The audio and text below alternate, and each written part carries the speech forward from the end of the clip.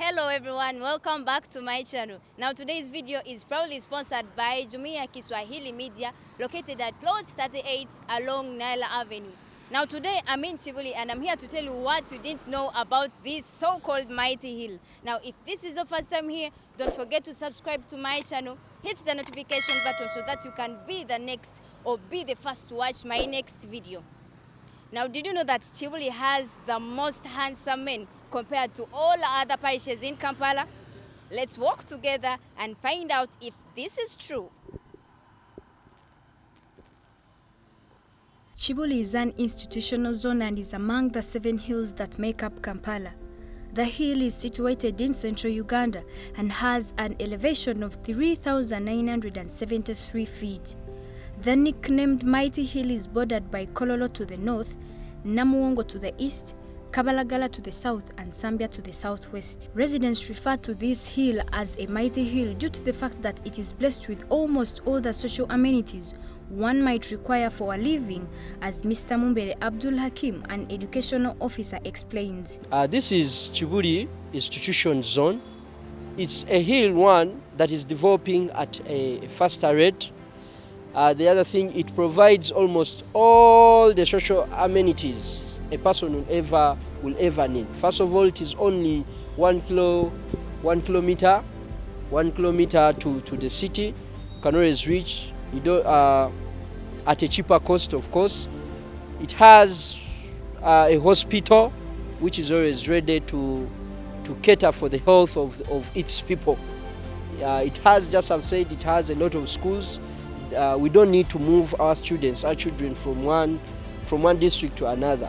The hill provides all the education you'll ever want for your child. It has security since it resides, or it keeps, or it has the police training school. I think it is a special hill because it has all the facilities someone who could get in one area, whereby we have the hospital, we have the schools, we have the universities, and maybe the mosques. So someone who needs services of such facilities, I think he can get them within one area, on one hill. Ekyenjawulo ekiri ku Kibuli kye kino wammanga. Nasale eriwa, secondary eriwa, etali emu, ezitali bbiri, ezitali ssatu.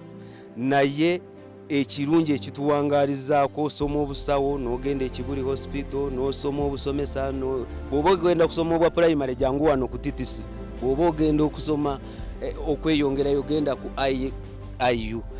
Kakati gwe ky'oba osomye kyonna ffe wano mu Kibuli kikuwangaalizaamu n'obeereramu ddala ng'oli mutuuze wamu, mwozaaliddwa, mwosomedde, mwokulidde, mwofumbiddwa, kubanga n'abavubuka abagogofu mwebali.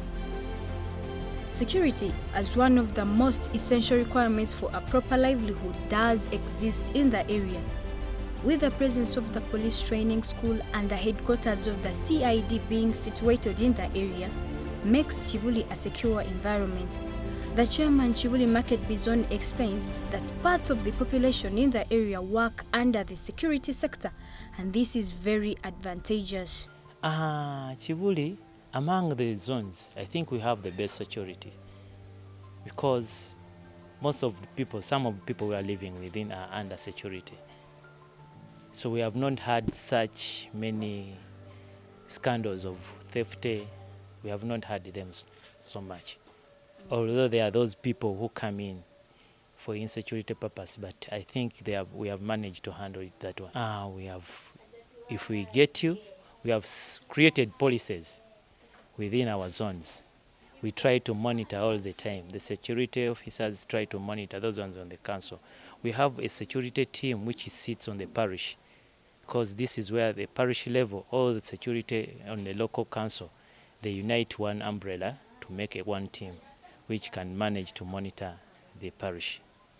And at least there is some small contribution the residents they give per month of 2,000 per resident to keep up their security at alert. However, the LC3 informs us that there have been some reported cases in areas of Ajip and Kitoro zones, but he appreciates the work done by the LCs together with their committees. I must say the LOCs and their committees are doing a great job as far as keeping the community safe.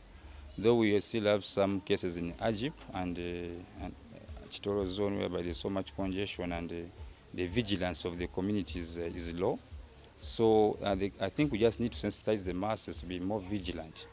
Yeah, but I really think the community, the chairman and their committees are doing a great job as far as security is concerned. To further strengthen the security, the area has street lights to enable movement of people during the night times. Upon the transport system of the area, it's blessed with ideal transport routes to enhance free movement of people together with their commodities.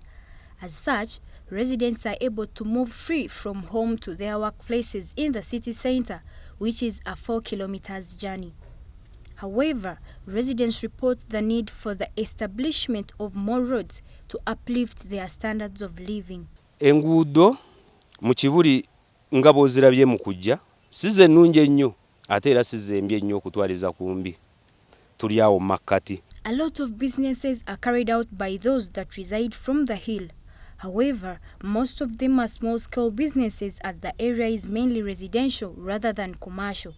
Such businesses include market vending, street hawking, mobile trading and many others. However, much as the business sector is in such a state, if one is having the ideal qualifications for a certain employment opportunity, one can fit to be employed in different institutions available at the hill, like the schools and hospitals. This further explains why residents refer to the area as a mighty hill. The historical hill is blessed with an ideal education system comprising of government and private education centers. By this, students don't need to travel to nearby areas to access education services unless otherwise, as the kindergarten, or call them preschools, nursery, primary, secondary, tertiary and universities can all be accessed from within. And this clearly explains why 80% of the population is educated. Religiously, 80% of the population are Muslims, as the founder of the hill was the late Prince Badru Kakungulu. However, all other people with other religious beliefs are highly welcomed, as we are told by the LC3 of the region. No, not at all. Because in Kibuli here, we have so many people who are not Muslims. We have churches in Kibuli. If you've been to Chitoro Zone, there's a church. If you've been to Mutajas, there's a church. We have churches in Kibuli here. So there's no way we can discriminate you. Actually, we even have bars. Okay? Thank God we don't have pork joints, but we have bars. So I don't think we really have any issue with someone who's not Muslim staying in Kibuli. Unfortunately, residents are still facing numerous challenges and wish government, people in authority, and also other individuals like investors to transform the area into a much better place to harbour human settlement. Olwekyo ndowooza enteekateeka oba ye yali embi oba gavumenti yeyinza otuyambako oba muntu kinoomu n'asobola otuyambako tusobola okyeyanza nga bwe tuze tweyanza ebirala. Inshallah. Mr. Mumbere also reports the need for a modernized market since the area is mostly residential. I wish to be in Kibuli is a formal or a modern market. A modern market where women and men can come together, and this market provides healthy and ready to eat social utilities or amenities. Yes. These markets are privately owned. They're not local government markets. And it's a challenge that we can't dictate ownership of such markets. Therefore we can't bring out development programs in such markets. So that they can develop that market. It is there, but it needs development. So that it comes on the standards, because every day there's different standard that comes in. So if the government and the people using the market, those are the vendors in that market, if they can sit together, call the local leaders so that we can sit and talk about that market for the development. Yes, so that is one thing I miss here. I think if we have such a market in place, we can always be better. and very many people are going to be employed formally. The LC3 urges government to place the authority in the hands of the local government as it clearly understands all the challenges right from the ground level. He believes that by doing so, measures shall be undertaken to make Kibuli a much better place. Oh yes, first of all, the government needs to give the authority, KCCA, much in the division by authority, I mean the local government. They need to give us powers. They need to give us powers to make our own budgets. I'll give you an example. Currently, budgets are made at City Hall. Us at Machin, we don't have a right to make our own budget. What happens is that we have a budget road framework where we go and give them our inputs for the budget. Recently, we had one in Kabalagala. I personally told them to include this road and the two Maram roads in Kibuli, and that Kayunga Channel. Kayunga Channel is a drainage at Post School. Because whenever it rains, the P1 class block floods because of that Kayunga Channel. But yesterday, during the meeting, the budget conference meeting, where they were telling us to approve the budget, actually, I can probably tell you that all the councillors rejected the budget. And I seconded the motion myself because we didn't see any input. We had told them to input into the budget. All we saw was councillors' salaries, councillors' allowances. So they were trying to blindfold the councillors to approve their own budgets, because whichever the budget they brought us yesterday, really, it didn't have anything like roads. We have Salama Road in the west. It is badly off. We have these two roads in Kibuli here. We have this Kabaga Road which joins to Kataba, some place called Kataba around there. So we have so many roads which are badly off in Machinje here. But the division authorities decided to bring us a budget which was an executive budget, entailed with the expenditures of the councillors, expenditures of the mayor, Christmas packages of the councillors. So we refuse to approve that. So if the government can really give us powers as much in the division to make our own budget, it would be really great.